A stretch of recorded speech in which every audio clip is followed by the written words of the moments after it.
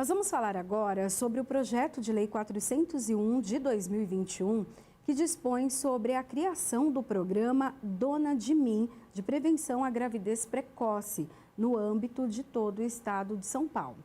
Para falar sobre esse assunto, nós vamos conversar agora com a médica Naira Scartesini Sena. Ela é ginecologista e obstetra. Olá, doutora, seja bem-vinda aqui ao Jornal da Rede Alesp. Muito obrigada pelo convite. Olá.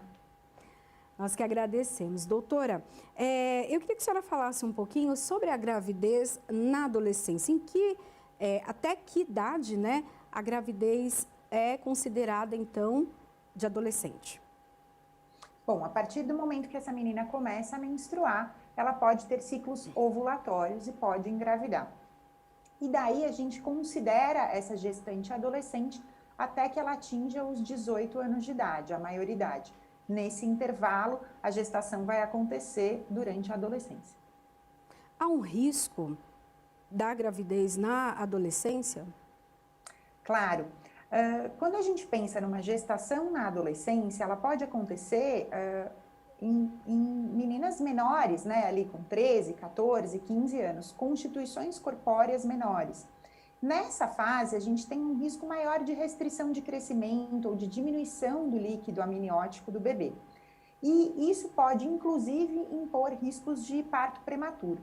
Mas, além disso, o risco maior e mais presente para todas essas adolescentes é que, em geral, essas gestações são muito pouco acompanhadas, pouco assistidas, porque esse diagnóstico da gestação demora a vir, ou porque essa menina posterga contar para os pais ou para o companheiro e procurar a assistência de pré-natal. E essa falta de assistência de pré-natal, dos suplementos vitamínicos, dos exames necessários, pode ser muito prejudicial para o desenvolvimento do feto e pode facilitar que problemas de saúde surjam para essa menina.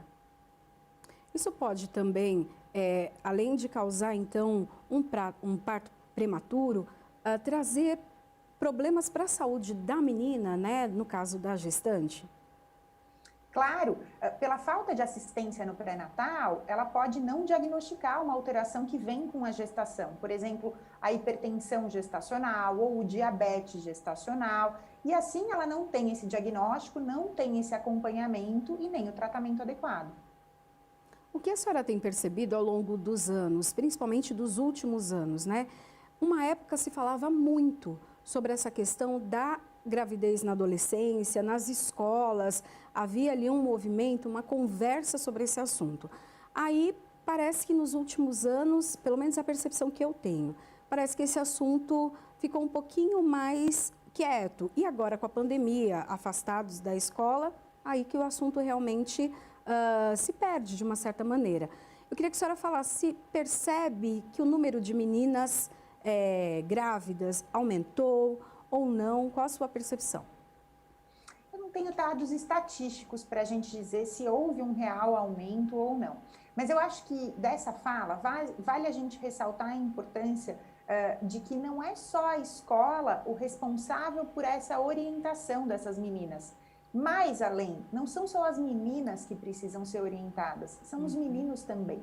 Então, a gente não olhar para a saúde sexual desses adolescentes que estão em fase de descoberta, que têm uma porção de dúvidas e que precisam ser esclarecidos, é uma negligência dos pais e também da escola. A gente precisa orientar esses adolescentes em formação, em descoberta, não com o sentido de estimulá-los a iniciar a vida sexual. Não, manter e respeitar o tempo deles, mas trazer informação de qualidade para que eles escolham qual caminho e evitem engravidar, se esse não for o objetivo, que em geral não é das adolescentes e nem dos meninos adolescentes.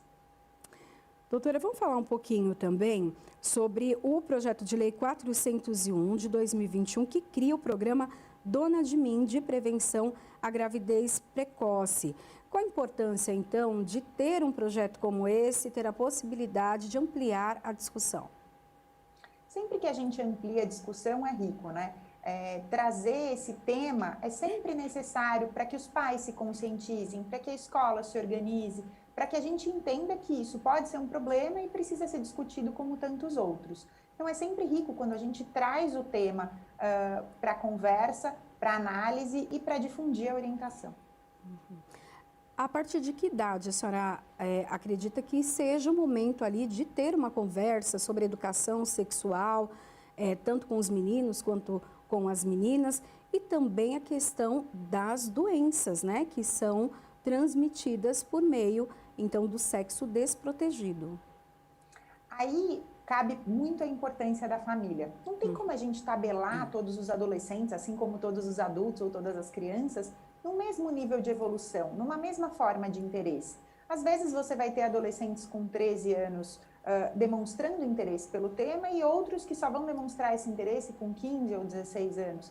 Então, a percepção e a sensibilidade dos pais acompanhando o crescimento desses adolescentes é justamente quem vai ter o primeiro gatilho, o início dessa conversa, é sentir o que seu filho ou sua filha está buscando ou está sinalizando para você começar a abordar a importância do cuidado com o próprio corpo, porque essas relações desprotegidas, além de trazer a gestação, podem trazer outras doenças sexualmente transmissíveis e tratar esse assunto com leveza, sem tabu, sem achar que ao falar sobre esse tema a gente induz alguma coisa.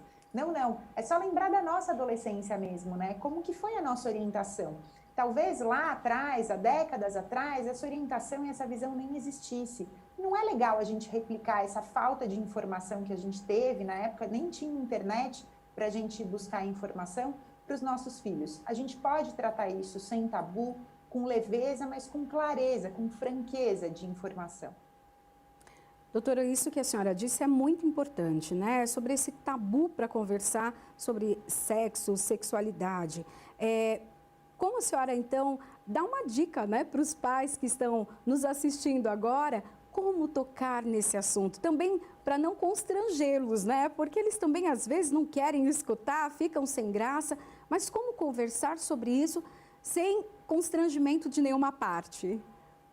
Eu acho que identificar a necessidade da conversa é o primeiro ponto, e daí cada pai vai buscar o seu guru de informação. Então, quando esse adolescente acompanha com um pediatra, e às vezes ele pode acompanhar com um ebiatra, que é o médico especializado no acompanhamento da adolescência, conversa com esse profissional, entende com ele se ele tem sugestões de formas de abordagem, e assim já é meio caminho andado.